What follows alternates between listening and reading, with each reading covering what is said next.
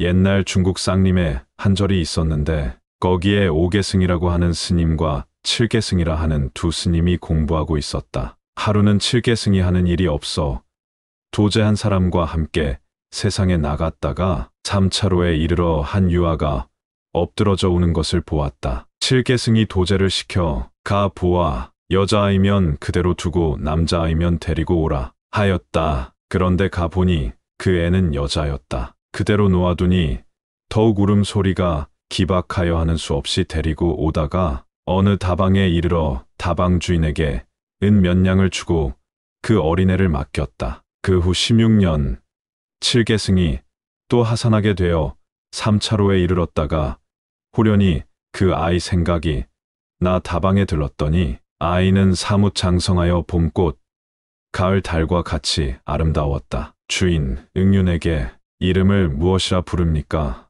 벽연이라 합니다. 과연 벽연처럼 아름답군요. 뜻이 있으시다면 내 안내하겠습니다. 그럼 오늘 일과가 끝나면 그를 데리고 내 방 뒷문으로 들어오시오. 하고 칠계승은 돈 몇 냥을 응윤에게 주었다. 응윤은 밤이 깊어 벽연을 아름답게 단장하고 그 절로 찾아갔다. 과연 칠계승이 기다리고 있었다. 이로 인해 칠계승은 개를 범하고 6개월이 넘도록 벽연과 함께 정을 통했다. 그런데 하루는 사형 오계승이 좌선을 하다가 정중에서 칠계승이 벽연과 함께 부정한 일을 하고 있는 것을 보고 곧 시자에게 다과를 준비하게 하고 칠계승을 불러오라 하였다. 때가 8월 한가위 날이라 칠계승은 시자의 안내를 받고 아무 의심 없이 사형방에 들어갔다. 한 집에 산 지는 오래지만 피차 수행에 전념하다 보니 만나기가 어려워 오늘은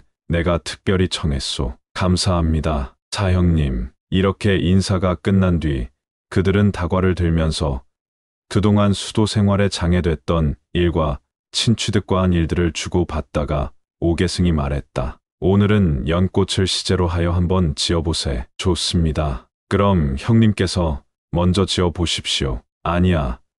오늘은 내가 자네를 청했으니 시는 자네가 먼저 짓게. 그래서 칠계승이 먼저 시를 짓게 되었다. 햇빛이 붉은 노을에 비치는 목 가운데 가득 차는구나. 가을 바람을 가득 머금고 얼마나 오래 지냈는가. 한 가지에 비켜 누우니 물방울이 후두둑 떨어지는데 만자의 꽃다움을 주는 것은 홍련의 향기구나 하고 지으니 다음은 오계승이 지었다. 달이 푸른 노을에 비치니 목 가운데 두루하고 가을을 맞이하여 밤이슬에 젖은 것이 얼마이던가. 가을 달 속에서 어린 연이 비키는 것을 구경하니 벽연이 홍련의 향기를 이기는구나. 칠계승이 듣고 사형 오계승이 자기의 부정한 일을 이미 알고 있는 것을 알고 부끄러워 낯을 붉히며 나와 자기 방으로 돌아와 응윤을 부르고 내가 벽연에게 정을 둔 일을 사형이 다 알고 있으니 참으로 부끄러운 일이오. 내 은전 몇 냥을 더 줄 터이니 벽연을 집으로 데리고 가 자유롭게 살게 하고 다신 나의 생각을 하지 말라 하여 주십시오. 하니 응윤은 쾌히 승낙하고 벽연과 함께 돈을 받아 가지고 집으로 돌아갔다. 그런데 칠계승은 그날 밤 내 나이 47세 만사가 하나로 들어가니 단지 생각함의 차이라 오늘 아침에 그 피가 노라. 깨달은 스님을 대하여 어찌 수고롭게 구걸하겠는가. 허황한 소리 번갯불 같으니 옛을 의지하여 충천에 숨으리라 하는 시를 지어 탁자 위에 올려놓고 벽에 기대어 그대로 죽었다. 다음 날 도제가 이것을 보고 오계승에게 알리니 아무 말이 없었다. 그 뒤 수개월이 지나서 하루는 오계승이 도제더러 무의승이 할 일 없으니 세상 구경이나 하여 보자 하고 같이 나가자 하였다. 오계승이 사방으로 유람하다가 하루는 한 촌락에 이르렀을 때 흰 장닭1 마리가 꼬꼬댁거리며 따라왔다. 가련하다 칠계승아.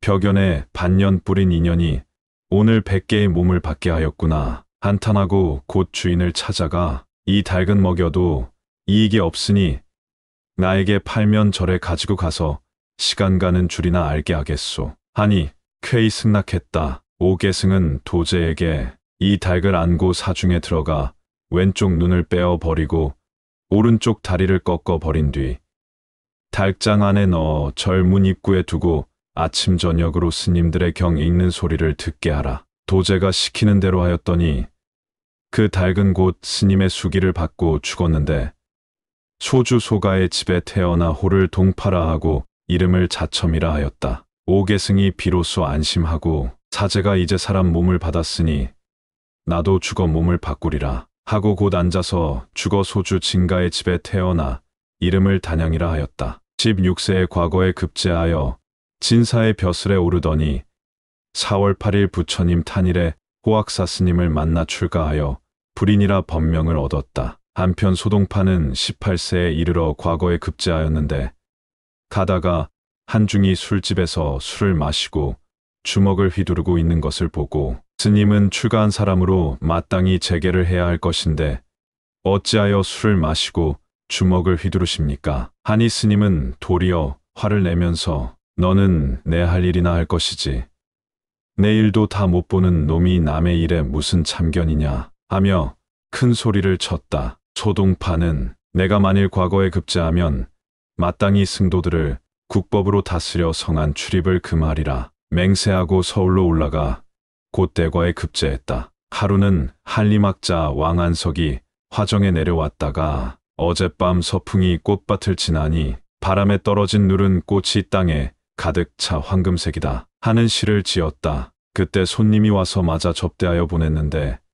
나이 어린 동파였는데 가고 난 뒤에 보니 가을 꽃을 봄꽃 지는데 비길 것인가 시인에게 분부하노니 자세히 읊어보아라. 책상 위에 이러한 글이 쓰여 있었다. 어린 놈이 법도가 전혀 없군 하고 이튿날 임금님께 이 이야기를 하여 곧 소주 자사로 좌천시켜 버렸다. 동파는 자사로 부임하자마자 전날 술집의 스님이 생각나 승도에 대한 다음과 같은 글을 지어 엄중히 고시했다. 엄중히 백성에게 시달한다. 이곳을 살펴보니 승도가 많이 출입하여 민심을 미혹하게 하고 백성의 재물을 화주하여 막행막식하니 지금부터 출입하는 승도는 40대에 매를 때리리라. 그리고 승도의 출입을 보고도 관가에 알리지 않는 자가 있으면 같은 벌을 적용한다. 호학사 불인선사가 이 소문을 듣고 소주거리에 내려와 소승이 걸음을 옮겨 산을 나오니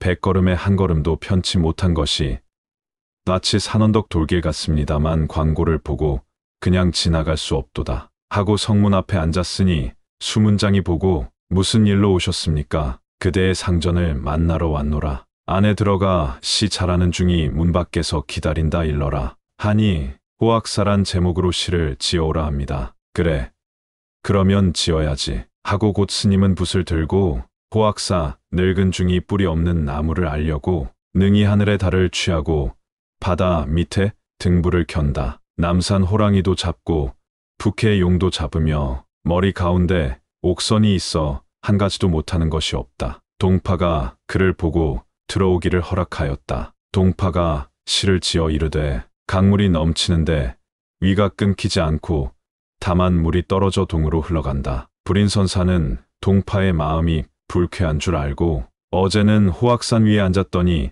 한 바퀴 돌아 밝은 달이 소주에 비쳤도다 하니 그제서야 마음을 풀고 스님께서는 문학이 풍부하고 재주가 뛰어난데 어찌하여 벼슬하여 부모와 선영의 음덕을 쌓고 처자와 자손의 영화를 주지 않습니까? 어릴 때부터 학당에 들어가 글을 읽어 자래머리 진채하니 천가지 속에 단계를 헤칠 때 만리의 향내 난다. 3번 물결에 급하니 용이 손바람을 들이니 9겹 구름 밖에 봉황의 상서를 받더니 도리어 출가하여 수행하는 것이 좋고 환가에서 동양하는 것보다 좋다 하고 또 부평금갑은 화당에 차고 알지 못하는 명월은 천리를 통하여 아침 바람 모래 위에 불어오니 제비는 흙을 물고 그림들보에 두르고 있네 하는 시를 지어 대답했다. 동파가 듣고 있다가 스님은 과연 시를 잘 하십니다. 색심을 알지 못하십니까? 하고 물었다. 마침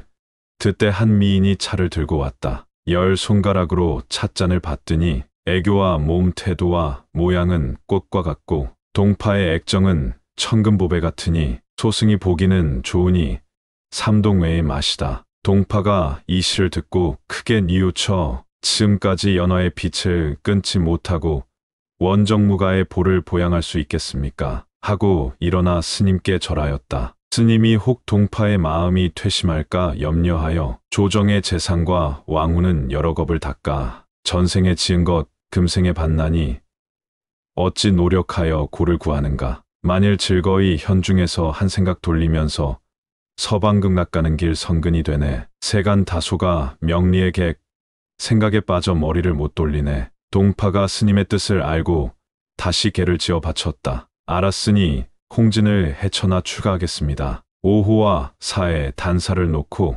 배고프면 산꽃 열매 먹고 목마르면 맑은 우물 마시고 이러저리 다니며 나무뿌리나 캐어 먹고 한 세상 늙을까 합니다. 잠이 오면 도화에서 자고 나는 이제 신선되어 이름을 송조에 두지 않겠습니다. 불인선사는 마지막으로 천지 인륜마가에 도는 한이 없어라. 좋은 집, 많은 사람 고운 여자와 평생을 지내어도 그 몸이 그 몸. 이 신선의 여아는 눈앞의 꽃이요. 인생은 빙빙 돌아 의자와 같나니 모든 애착 다 버리고 어서 뛰어나소서. 이로 인해 동파는 곧 불인선사를 따라 출가하여 묘맹정진하다가 깨닫고 보니 자기도 그 옛날 칠계승의 후신이고 불인선사는 오계승이라. 사형 이제 알았습니다. 한 생각 뭉게구름 흐르는 물을 하고 손목을 잡고 흐느꼈다.